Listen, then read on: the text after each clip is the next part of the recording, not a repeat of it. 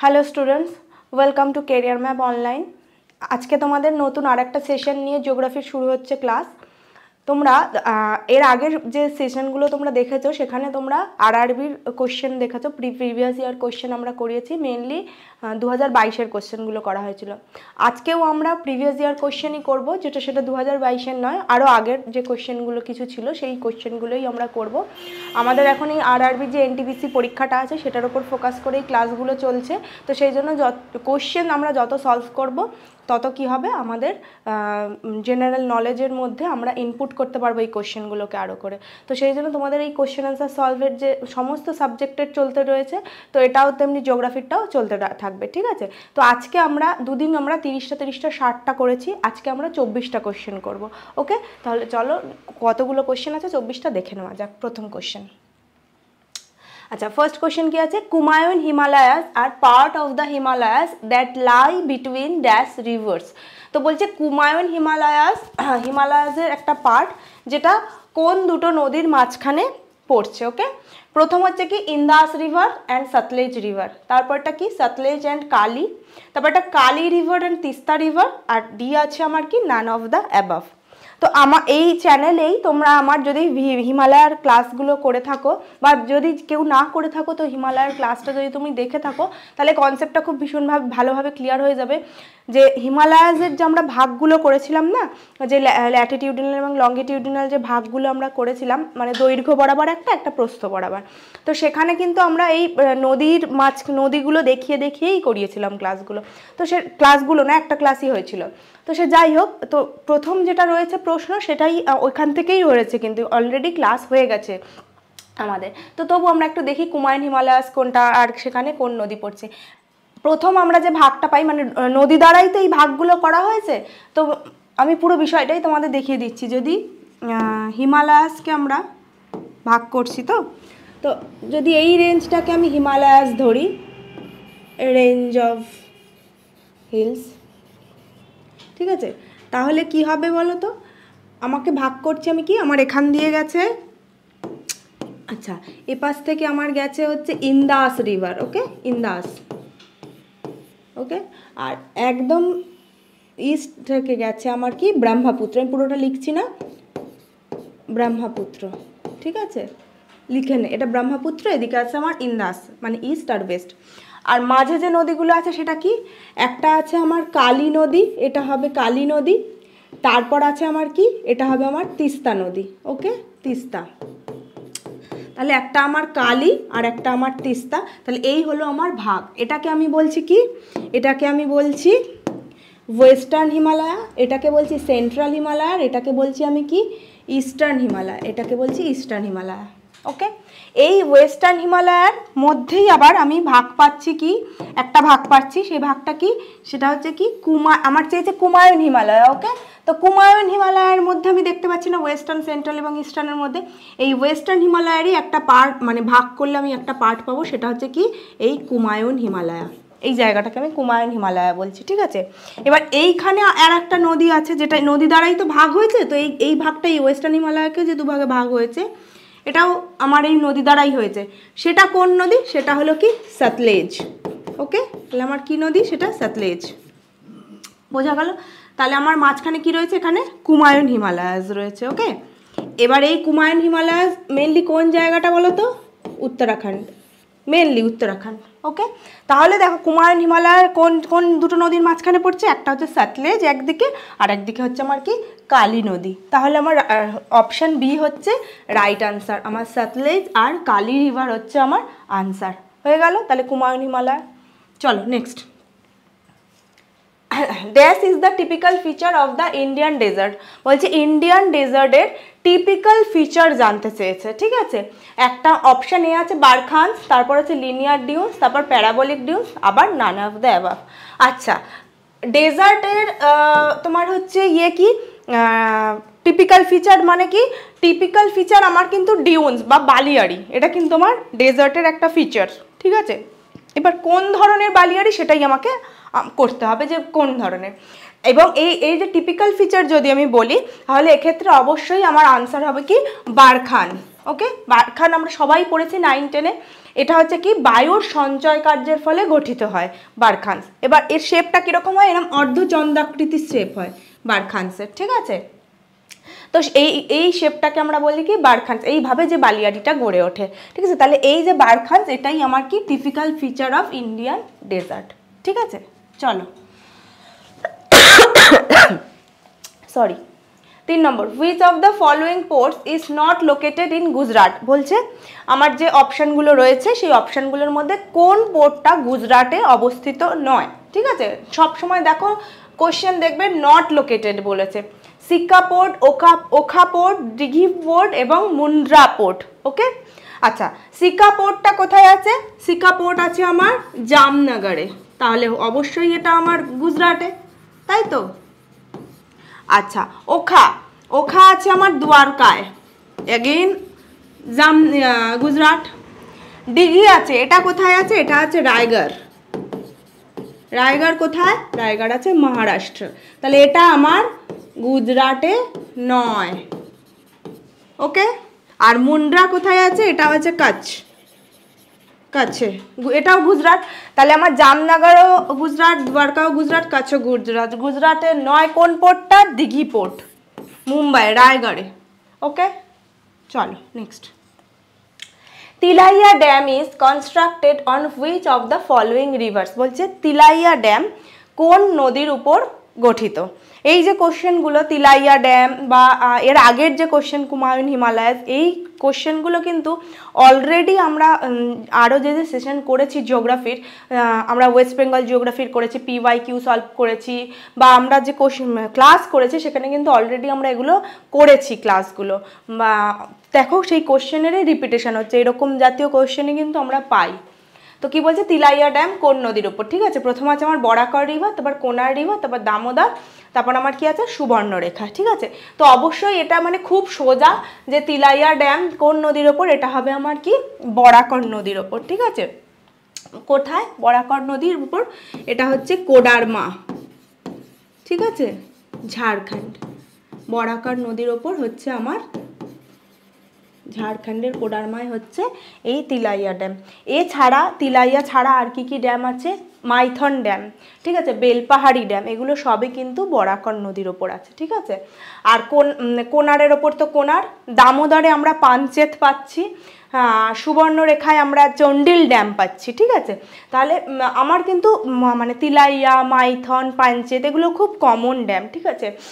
আর এই যে বেলপাহাড়ি বললাম, এটাও বরাকর নদীর ওপর। তো এইগুলো কিন্তু কোশ্চেন খুব আসে, এগুলো মাথায় রাখবে। চলো নেক্সট কি আছে? Ratnagiri mines are found in which state, মানে কোন স্টেটে রতনগিরি মাইন্স পাওয়া যাচ্ছে। এটা হচ্ছে গুজরাট, তেলেঙ্গানা, মহারাষ্ট্র অ্যান্ড কর্ণাটকা। তো রতনগিরি মাইন্স হচ্ছে আমরা যেটা পাই সেটা হলো কোথায়? সেটা হলো মহারাষ্ট্রে, ঠিক আছে। এটা আমরা এর আগেও করেছি, এই সেম কোশ্চেন কিন্তু আমরা আগেও করেছি, ওকে। নেক্সট, দ্য স্ট্যানলি রিজার্ভার, দেখো নামটা দেখো, Stanley reservoir on the Kaveri river in Tamil Nadu is also known as. বলছে যে স্ট্যানলি রিজার্ভার যেটা কাবেরি রিভারের ওপর আছে তামিলনাড়ুতে, সেটা আরও কি নামে পরিচিত? একটা হচ্ছে গ্র্যান্ড অ্যানিকেট ড্যাম, তারপর আলিয়ার ড্যাম, তারপর মেটুর ড্যাম, তারপর কাল্লানাই ড্যাম, ঠিক আছে। তো সবকটা ড্যামই আমার তামিলনাড়ুতে, ঠিক আছে। তো এই গ্র্যান্ড অ্যানিকেট ড্যাম যা, সেটাই কাল্লানাই ড্যাম, ওই নামেই চিনি আমরা। তো এই স্ট্যানলি রিজার্ভার যেটা, সেটা কাবেরি রিভারের ওপর, সেটা কি নামে পরিচিত? সেটা খুব পরিচিত নাম হচ্ছে মেটুর ড্যাম। মেটুর ড্যাম কোথায়? না আমরা কাবেরি নদীর ওপর তামিলনাড়ুতে, এবং সেটাকে আমরা স্ট্যানলি রিজার্ভার বলে চিনি। এবার এই স্ট্যানলি রিজার্ভার কেন বলা হচ্ছে? বলা হচ্ছে স্যার জর্জ ফ্রেডরিক স্ট্যানলির নাম অনুসারে এই রিজার্ভারের নাম হয়েছে কি? স্ট্যানলি রিজার্ভার, যেটাকে আমরা মেটুর ড্যাম বলে জানি, ওকে। চলো next, the mountain range that runs between Narmada and Tapi river is Sivalik, Ajanta, Vindhya, Satpura। খুব ভালো কোশ্চেন এটা, যে একটা মাউন্টেন রেঞ্জের নাম করতে বলেছে যার মধ্য দিয়ে কি হয়েছে? নর্মদা নদী এবং তাপি নদী গেছে। আচ্ছা, নর্মদা এবং তাপি এই দুটো নদী কিন্তু অ্যাকচুয়ালি রিফট ভ্যালির মধ্য দিয়ে প্রবাহিত হয়েছে, ওকে। এবং আমরা জানি এই দুটোই কি? West flowing river.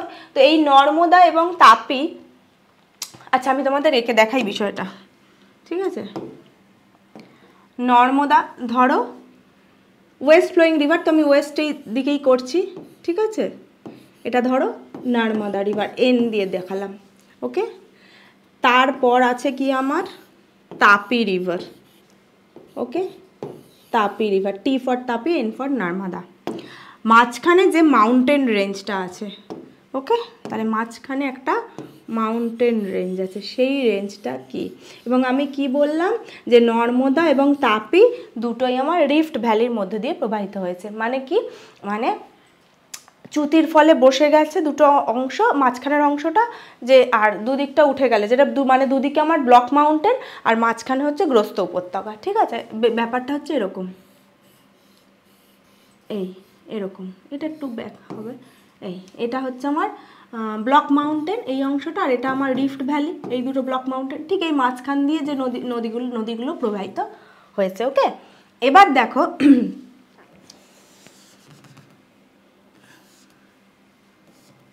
তাহলে নর্মদা তাপির মাঝখান দিয়ে, এবার আমি কি বললাম, দুটোই হচ্ছে যেহেতু রিফট ভ্যালি, দুটোর ক্ষেত্রেই কোশ্চেনটা দেখে দিই। এখানেও আর একটা আমার মাউন্টেন রেঞ্জ আছে, এই মাউন্টেন রেঞ্জটার নাম কি? ভিন্ধ্যা, ভি ফর ভিন্ধ্যা। আর এই মাউন্টেন রেঞ্জটার নাম কি? Satpura, S for Satpura. এটা আমার ভিন্ধ্যা রেঞ্জ, এটা আমার সাতপুরা রেঞ্জ, ঠিক আছে। মাঝখান দিয়ে গেছে নর্মদা নদী, এটা আমার নর্মদা নদী, এটা আমার তাপি নদী, মাঝখান দিয়ে কি আছে? সাতপুরা রেঞ্জ। তাহলে আমার আনসার কি হয়ে গেল? আমার answer option D, Satpura range হচ্ছে অপশান, ঠিক আছে। আমি সাতপুরা রেঞ্জ হচ্ছে নর্মদা এবং তাপির মাঝখান দিয়ে। এবার আর একটা প্রশ্ন এখান থেকে আসতে পারে যে ভিন্ধ্যা এবং সাতপুরা রেঞ্জের মাঝখান দিয়ে কোন নদী গেছে? এই যে রিফট ভ্যালি, এই রিফট ভ্যালির মধ্যে দিয়ে কোন নদী গেছে? এবং সাতপুরা রেঞ্জ এবং আর একটা নিচের রেঞ্জ আছে, সেই রেঞ্জের মাঝখান দিয়ে কোন নদী গেছে? তাহলে তাপি নদী। সেই রেঞ্জটার নাম কি? সেই রেঞ্জটার নাম হচ্ছে অজন্তা রেঞ্জ। তাহলে বোঝা গেল কত রকমভাবে প্রশ্ন আসতে পারে। একটা হলো আমার কি, ভিন্ধ্যা, সাতপুরা, অজন্তা, তিনটে আমার মাউন্টেন রেঞ্জ, মাঝখান দিয়ে নর্মদা আর তাপি, ওকে। চলো next. Bauxite mines are abundantly found in which state? বলছে বক্সাইট মাইন্স কোন স্টেটে খুব বেশি আমরা পাই, সেটা কোথায়? Odisha, Rajasthan, Madhya Pradesh and Goa. And the answer is Odisha. ওড়িশায় কি আমরা বক্সাইট মাইন্স খুব বেশি পাই, ঠিক আছে। প্রায় 49% বক্সাইট প্রোডাকশন করে হচ্ছে ওড়িশা, ঠিক আছে। তাহলে প্রচুর বক্সাইট মাইন্স ওড়িশাতে আছে। Next, which of the following port is located on the eastern coast of India? ঠিক আছে, তাহলে ইন্ডিয়ার ইস্ট কোস্টে কোন ইয়েটা পাচ্ছি আমরা, কি বলে পোর্টটা? মুর্মুগাঁও, কোচি, কামরাজার অর নভসেবা। আচ্ছা, মুর্মুগাঁও কোথায়? মুর্মুগাঁও যে পোর্টটা সেটা আমার আছে কোথায়? সেটা আমার আছে গোয়াতে, ওকে। কোচি আমরা জানি এটা কেরালাতে আছে। আচ্ছা, কামরাজার এটা কোথায় আছে? এটা আছে আমার তামিলনাড়ুতে, ঠিক আছে। আচ্ছা, নভসেবা আমরা জানি এটা মহারাষ্ট্রে আছে, জওহরলাল নেহেরু পোর্ট, ঠিক আছে। এটা আমার আছে মহারাষ্ট্রে, ওকে। তাহলে আমার কি হলো? মুর্মুগাঁও গোয়া, কোচি কেরালা, কামরাজার তামিলনাড়ু এবং নভসেবা আছে আমার মহারাষ্ট্রে। তাহলে বেশি তিনটেই আমার কোথায়? ওয়েস্ট কোস্টে, মানে গোয়া, কেরালা এবং মহারাষ্ট্র সব আমার ওয়েস্ট কোস্টে। তো আমার ইস্ট কোস্টে কি আছে? ইস্ট কোস্টে আছে আমার কামরাজার। তাহলে আমার আনসার যেটা ছিল যে কোনটা ইস্ট কোস্টে, সেটা আমার কামরাজার। চলো next question number 10, what is yellow revolution in India associated with? বলছে ইয়েলো রেভলিউশন ইন্ডিয়াতে কার সাথে অ্যাসোসিয়েটেড? ফিশ, ফ্রুট, ভেজিটেবলস আর অয়েল সিড। ইয়েলো কালারটা দেখে মনে রাখবে যে আমরা মানে যেমন আমরা গ্রিন রেভলিউশন, তো কালার হিসাবে সবুজ বিপ্লব, সেটা আমার কৃষির সাথে। তেমনি ইয়েলো রেভলিউশন যেটা আমার হলুদ, তো এটার সাথে কোনটা যাবে? অয়েল সিড, ঠিক আছে। অয়েল সিডের সাথে হচ্ছে কি আমার ইয়েলো রেভলিউশন অ্যাসোসিয়েটেড উইথ, ঠিক আছে। আচ্ছা, কোন টাইমে হয়েছিল? টাইমটা হচ্ছে 1986 থেকে 1987, এই টাইমে আমার ইয়েলো রেভলিউশন হয়েছিল। এবং এর ফাদার অফ ইয়েলো রেভলিউশন কাকে বলা হয়? স্যাম পিত্রোদাকে, okay. Father of yellow revolution বলা হয় কাকে? স্যাম পিত্রোদা, এনাকে বলা হয় ফাদার অফ ইয়েলো রেভলিউশন। এবং এই ইয়েলো রেভলিউশনের উদ্দেশ্য কী ছিল? উদ্দেশ্য ছিল যে এই যে অয়েল সিডের প্রোডাকশানে ইন্ডিয়াকে সেলফ সাফিসিয়েন্ট করা, ওকে। চলো next. The desert of death, originally named as Dast-e-Margo, is located in which country? বাহ, খুব ভালো কোশ্চেন। বলছে ডেজার্ট অফ ডেথ অ্যাকচুয়ালি কাকে, কোন কান্ট্রিতে? সৌদি আরবিয়া, পাকিস্তান, ইরাক আর আফগানিস্তান। এই যে ডেজার্ট অফ ডেথ বা দস্ত-ই-মার্গো যাকে বলছি, সেটা আমার কোথায় রয়েছে? সেটা রয়েছে আমার আফগানিস্তানে। এবং এটাকে ডেজার্ট অফ ডেথ কেন বলা হয়? মানে এর যে কী বলবো, আবহাওয়া এতটাই হার্শ কন্ডিশন, সেই জন্য সেটাকে বলা হয় কি ডেজার্ট অফ ডেথ। ওকে, ঠিক আছে। এখানে হিট স্ট্রোক হওয়ার সম্ভব, মানে প্রচুর হিট স্ট্রোক হয় এই জায়গাটায়, তো সেই জন্য desert of death. Next, the mantle extends from dash to a depth of 2900 kilometres. Mohorovicic discontinuity, Conrad discontinuity, road হবে না, এটা হবে Conrad. Okay, Conrad, just Conrad discontinuity, Gutenberg discontinuity আর লেম্যান ডিসকন্টিনিউটি, ঠিক আছে। তাহলে বলছে ম্যান্টেল এক্সটেন্ডস ফ্রম, তাহলে আমার ইন্টেরিয়র অফ দ্য আর্থটা ভালো করে জানতে হবে এই কোশ্চেনটার জন্য।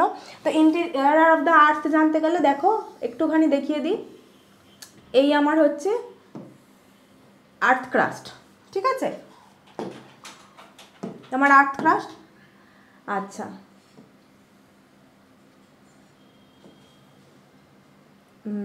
এটা হচ্ছে আমার দেখাচ্ছি, আচ্ছা এটাতে বোঝা যাবে না, এটা আমার ক্রাস্ট। ওকে, দেন আমার কোনটা, এটা হচ্ছে ম্যান্টেল আর এটা আমার কোর।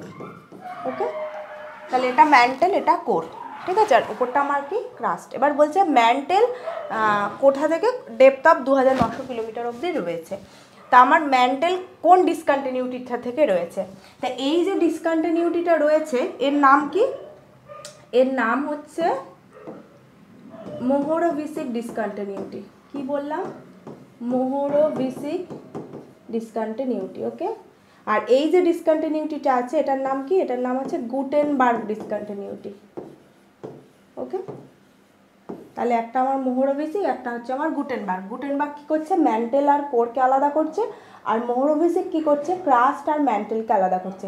তাহলে আমার এই মোহরোভিসিক ডিসকন্টিনিউটি থেকে আর এই 2900 কিলোমিটার অবধি কী হয়েছে? আমার ম্যান্টেলের এক্সটেনশনটা। ওকে, বোঝা গেল?